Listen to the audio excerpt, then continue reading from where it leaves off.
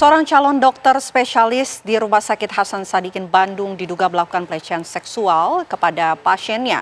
Pelaku diduga membius korban sebelum melancarkan aksinya. Universitas Padjadjaran Unpad Bandung angkat suara berkaitan dengan dugaan kekerasan seksual terhadap keluarga pasien di Rumah Sakit Hasan Sadikin Bandung. Terduga pelaku merupakan mahasiswa program pendidikan dokter spesialis PPDS Anestesi Unpad. Imbas dari kasus itu, Unpad langsung menindak tegas terduga pelaku dengan mengeluarkan serta menonaktifkan seluruh kegiatan di kampus dan di Rumah Sakit Hasan Sadikin. Rektor Unpad, Profesor Arif Syamsul Laksan Kartasasmita mengatakan keputusan pemutusan studi diambil sebagai bentuk ketegasan institusi dalam menanggapi dugaan pelanggaran hukum dan norma yang dilakukan oleh peserta PPDS tersebut. Sebelumnya beredar di media sosial adanya dugaan pelecehan seksual terhadap keluarga pasien di Rumah Sakit Hasan Sadikin. Peristiwa itu terjadi pada pertengahan Maret lalu di mana pelaku melakukan aksinya dengan cara menyuntikkan obat bius kepada korban dan saat ini pelaku sudah ditahan di Polda Jawa Barat.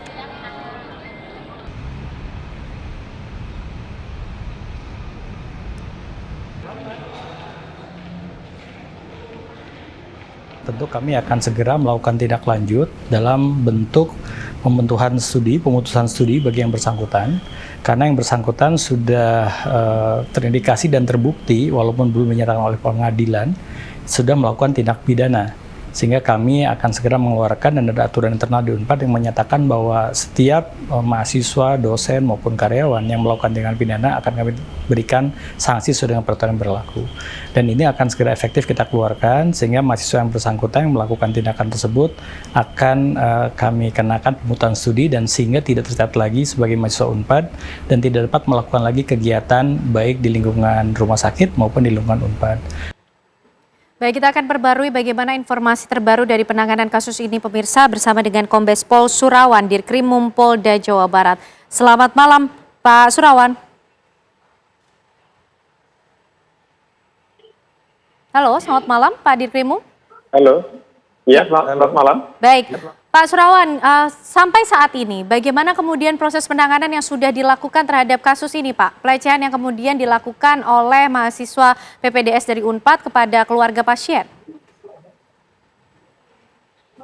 Baik ya, sejauh ini kita sudah menerima laporan polisi, kemudian menindaklanjuti penyidikan terhadap perkara dimaksud. Dan saat ini kita sudah melakukan penahanan terhadap pelaku mulai dari tanggal 23 Maret yang lalu. Baik, Pak, kami ingin tahu motif dari pelaku ini melakukan aksi ini apa, Pak? Jadi pelaku ini memiliki kelainan perilaku seksual, Pak. Oke.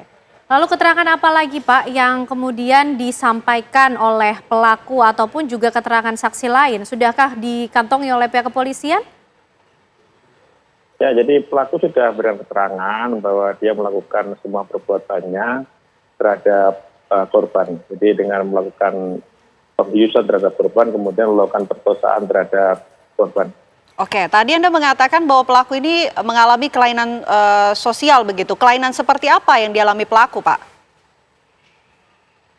Jadi pelaku sendiri saat ini dalam masa konsultasi dengan psikolog terhadap perilaku seksualnya yang mungkin agak sedikit menyimpang. Oke. Hasil asesmen sementara yang kemudian diperoleh dari psikolog seperti apa, Pak, terhadap pelaku? Jadi psikolog sendiri sudah menyatakan bahwa memang pelaku ini memiliki kelainan perilaku seksual. Baik, apakah pelaku juga sempat melakukan aksi serupa begitu sebelumnya, Pak? Berdasarkan keterangan dari rumah sakit saat ini sudah ada modus serupa. Oke. Apalagi Pak bukti-bukti yang sudah dimiliki oleh pihak kepolisian dalam proses pengungkapan atau penyelidikan kasus ini? Jadi bukti-bukti yang sudah dimiliki oleh pihak kepolisian adalah pertama pihak kepolisian sudah atau penyidik sudah melakukan swab terhadap korban, kemudian juga kita menemukan adanya alat kontrasepsi, kemudian berbagai jenis obat bius. Jadi nanti akan kita lakukan uji DNA terhadap barang bukti yang kita punya. Pak, kami ingin tahu modus operandi dari pelaku ini bagaimana, Pak? Jadi modusnya dia mencari perempuan-perempuan yang ada di rumah sakit itu, kemudian dengan berbagai dalih, dia berusaha membawa perempuan ini ke salah satu ruangan di rumah sakit, kemudian dilakukan pembiusan dan pemerkosaan terhadap para korban. Oke. Untuk catatan atau pemeriksaan dari pihak kepolisian sendiri, apakah pelaku ini sudah beberapa kali melakukan tindakannya dan dilakukan pada saat ia ini menjalankan tugas atau pendidikannya atau seperti apa? Sejauh ini baru dilakukan pada saat dia melakukan kuliah, mengambil spesialis sebagai anestesi. Sebelumnya dia belum pernah melakukan itu, Pak. Oke. Adakah mungkin, Pak, keterlibatan dari pelaku lainnya selain dari tersangka yang sudah ditahan ini, Pak? Sejauh ini kita belum melakukan keterlibatan pelaku lain, Pak, ya. Jadi baru kita temukan pelaku tunggal dalam peristiwa ini. Oke, Pak, kami juga sempat memiliki informasi mengenai kemudian modus cuci darah. Apakah ini juga sudah pernah kemudian diselidiki atau tengah diselidiki oleh pihak kepolisian mengenai hal ini, Pak? Sejauh ini kita belum ada informasi terkait dengan modus cuci darah. Apa kemudian yang akan dilakukan oleh pihak kepolisian selanjutnya untuk bisa mengungkap kasus ini, Pak? Tentu kita akan berkomunikasi dengan pihak rumah sakit, karena dari pihak rumah sakit juga membuka hotline pengaduan. Di samping itu juga tentu apabila ada korban juga bisa langsung melaporkan kepada pihak kepolisian. Oke, sejauh ini sudah ada laporan lain yang masukkah, Pak?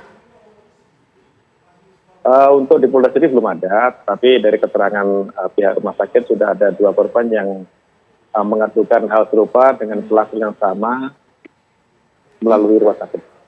Baik, kalau pelaku ini kan tadi dikatakan ada kelainan seksual begitu, adakah pendampingan khusus atau perlakuan khusus yang akan diterima oleh pelaku, Pak? Untuk perlakuan khusus tidak ada, namun kita nanti akan lakukan pemeriksaan secara forensik psikologinya. Oke. Untuk kondisi korban sendiri, Pak, sampai saat ini seperti apa? Untuk kondisi korban memang sampai saat ini mengalami trauma, namun sudah diberikan terapi oleh rumah sakit juga. Kalau dari pihak keluarga korban, apa yang diharapkan, Pak? Dari pihak keluarga korban tentu terhadap pelaku diproses secara hukum. Oke. Pak Surawan, untuk tindakan pelaku ini sendiri dilakukan selama ia melaksanakan tugas ataupun pendidikannya sudah dalam kurun waktu berapa lama, Pak? Sudah sekitar 3-4 bulan yang lalu, ya. Oke, baik. Terima kasih Pak Surawan atas waktunya di Apa Kabar Indonesia Malam. Tentu kita kawal bersama bagaimana perkembangan terbaru dari kasus ini. Terima kasih, Pak. Selamat malam. Ya, malam.